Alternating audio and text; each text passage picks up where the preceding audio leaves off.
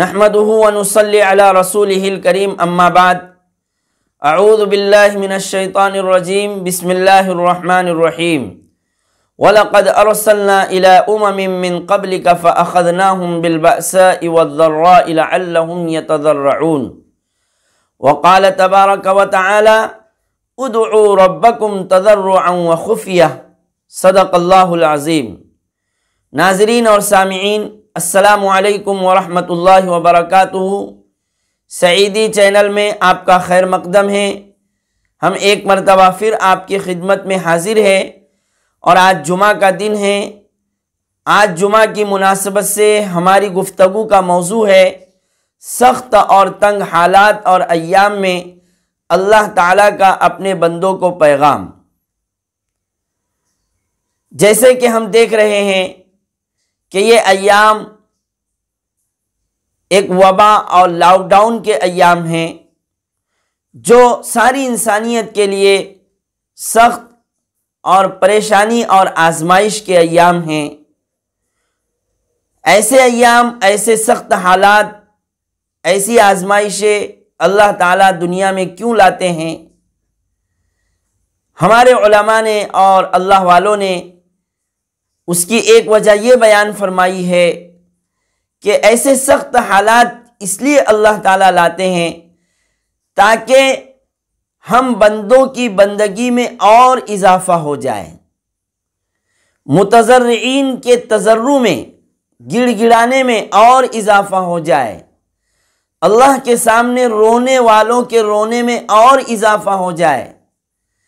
دعا کرنے والوں کی دعا میں اور اضافہ ہو جائے، داعیوں کی دعوت میں اور اضافہ ہو جائے، منیبین اور اللہ تعالیٰ کی طرف رجوع کرنے والوں کی انابت اور رجوع کرنے میں اور اضافہ ہو جائے۔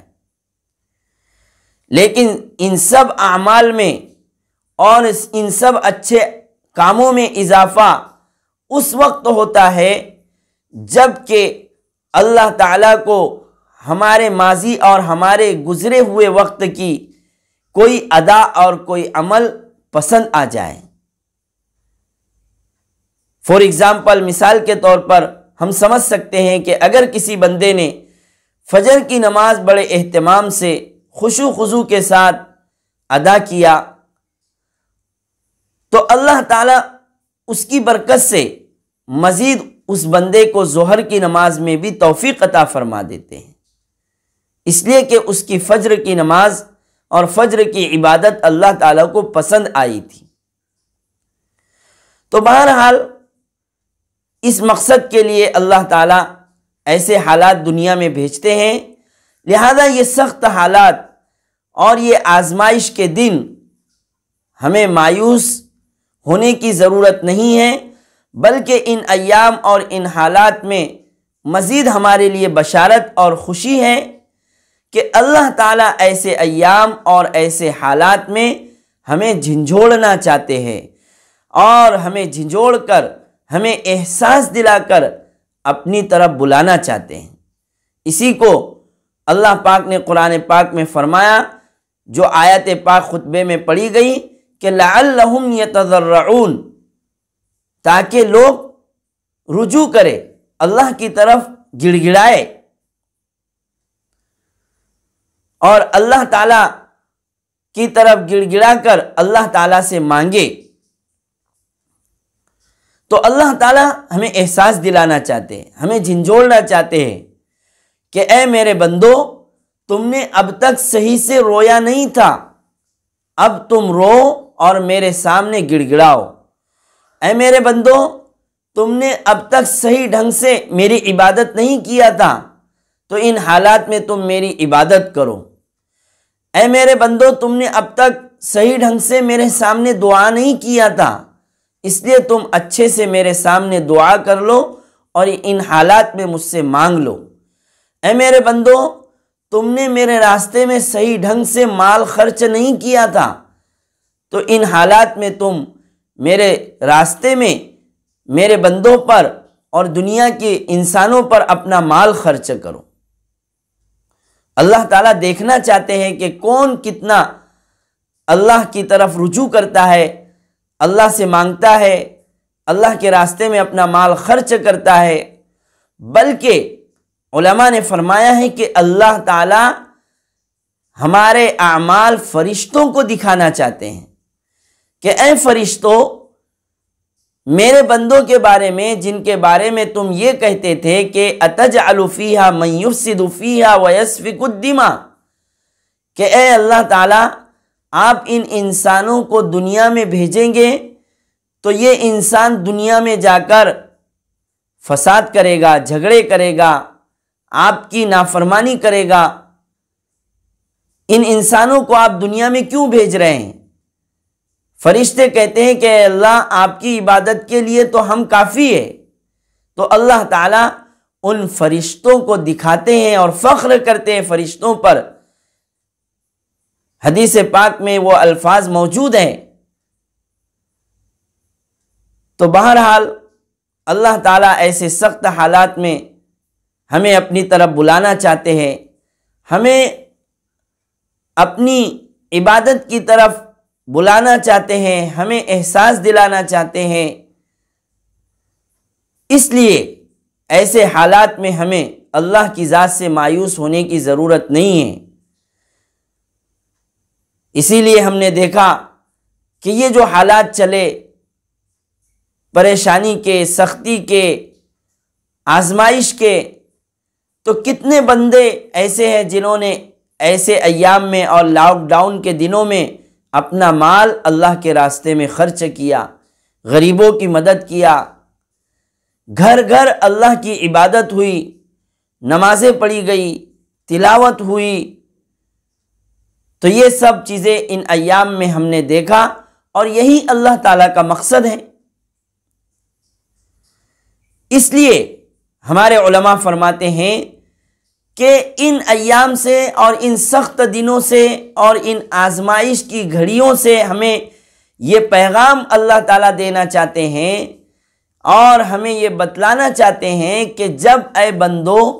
تم نے ایسے حالات میں مجھ سے مانگا، میرے سامنے رویا اور میرے سامنے گڑ گڑایا اور میرے راستے میں تم نے مال خرچ کیا، ایسے سخت حالات میں تم مجھ سے مایوس نہیں ہوئے، تو پھر تمہیں عام دنوں میں، اچھے دنوں میں اور عافیت اور خوشحالی کے دنوں میں تو مجھ سے اور زیادہ مانگنا چاہیے، میری طرف اور زیادہ تمہیں آنا چاہیے، میری عبادت کرنا چاہیے۔ جب ان سخت اور تنگی کے دنوں میں تم نے مجھ سے مانگا اور میرے سامنے گڑ گڑایا، میرے راستے میں اپنا مال خرچ کیا، تو اچھے دنوں میں اور خوشحالی کے دنوں میں تو اور زیادہ مجھ سے مانگنا چاہیے، مجھ سے دعا کرنا چاہیے، میری عبادت کرنا چاہیے اور میرے راستے میں اپنا مال خرچ کرنا چاہیے۔ یہ بنیادی پیغام اور یہ بیسک میسیج اللہ تعالیٰ ان ایام کے ذریعے ہمیں دینا چاہتے ہیں۔ اس لیے ہمیں ایسے حالات میں بھی خوب اللہ تعالیٰ سے مانگتے رہنا چاہیے، اللہ تعالیٰ سے دعا کرتے رہنا چاہیے۔ دعا کی بات آ گئی تو اس لیے دعا کے متعلق بھی ہم سمجھ لے کہ ہم صرف دعا میں اللہ ہی سے مانگے، اللہ ہی سے اپنے حالات کو بیان کرے، اللہ ہی سے اپنی کہانی سنائے، غیر اللہ کی طرف ہمارا دھیان اور ہمارا خیال بھی نہ جائے، ہم اپنا حال اللہ ہی سے بیان کرے تو اللہ تعالیٰ ضرور ہماری مدد فرمائے گا، اللہ تعالیٰ ضرور ہمارے حال پر رحم فرمائے گا۔ ایک واقعہ یاد آیا، ایک صحابیہ ہے حضرت اسماء بنت ابی بکر صدیق رضی اللہ عنہ، حضرت ابو بکر صدیق کی بیٹی ہے حضرت اسماء رضی اللہ تعالیٰ عنہ۔ حضرت اسماء رضی اللہ تعالیٰ عنہ کے گھر میں کھانے کے لیے کچھ نہیں تھا اور ان کے شوہر گھر سے باہر گئے ہوئے تھے اور گھر میں فاقہ تھا۔ انہوں نے سوچا کہ میرے پڑوس میں ایک یہودیہ عورت رہتی ہے، اس یہودیہ عورت کے گھر میں بہانے سے جاتی ہوں اور کچھ کھانے کا انتظام کر کے لاتی ہوں۔ چنانچہ یہ گئی اور اپنی پڑوسن اس یہودیہ عورت سے بہانے سے یہ کہا کہ بہن مجھے ذرا چولہا جلانے کے لیے آگ دے دو، جبکہ ان کا مقصد آگ نہیں تھا بلکہ آگ بول کر کچھ کھانا ان سے طلب کرنا تھا۔ اس یہودیہ عورت نے سمجھا نہیں اور جو مانگا حضرت اسماء نے وہی دے دیا، یعنی آگ دے دیا۔ پھر یہ دوسری مرتبہ بھی گئی، پھر مانگا کہ بہن ذرا چولہا جلانے کے لیے آگ دے دو، لیکن وہ نہیں سمجھی اور آگ ہی دے دیا۔ تو یہ اپنے گھر واپس آئی حضرت اسماء رضی اللہ تعالی عنہ، اور دل میں سوچا کہ جو میں نے مانگا تھا وہ تو نہیں ملا، اور پھر احساس ہوا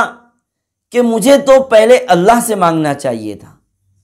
اللہ سے اپنا حال بیان کرنا چاہیے تھا، اللہ سے اپنی پریشانی کو مانگنا چاہیے تھا، میں نے کس کے سامنے ہاتھ پھیلا دیا۔ چنانچہ مصلی پر کھڑی ہوئی اور مصلی پر کھڑی ہو کر 2 رکعت نماز پڑھی اور اللہ سے مانگنا شروع کیا۔ اللہ سے مانگنا شروع کرنے کے بعد جیسے ہی دعا ختم ہوئی اور دروازہ کھولا تو کیا دیکھتی ہے کہ وہی یہودیہ عورت برتن میں کھانا لے کر دروازے پر کھڑی ہے اور حضرت اسماء رضی اللہ تعالی عنہ کو پیش کرتی ہے کہ بہن یہ کھانا لو، میں آپ کے لیے لائی ہوں۔ تو اس واقعے سے ہمیں سمجھ میں آتا ہے کہ پریشانی اور سختی کے حالات میں ہمیں اللہ ہی سے اپنی کہانی کہنا چاہیے، اللہ ہی سے اپنا حال بیان کرنا چاہیے اور اللہ ہی سے اپنی ضرورت کو مانگنا چاہیے۔ تو بہرحال آج کی گفتگو کا خلاصہ یہ ہوا کہ اللہ تعالیٰ ایسے سخت اور پریشانی کے حالات میں ہمیں احساس دلانا چاہتے ہیں،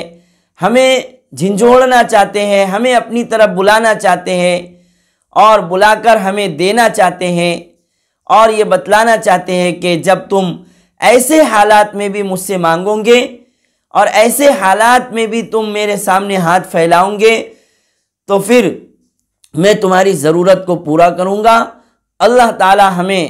ایسے حالات میں اللہ ہی کی طرف رجوع کرنے کی اور اللہ ہی سے مانگنے کی توفیق عطا فرمائے۔ سبحان اللہ و بحمدہ، سبحان اللہ العظیم، وما علینا الا البلاغ المبین۔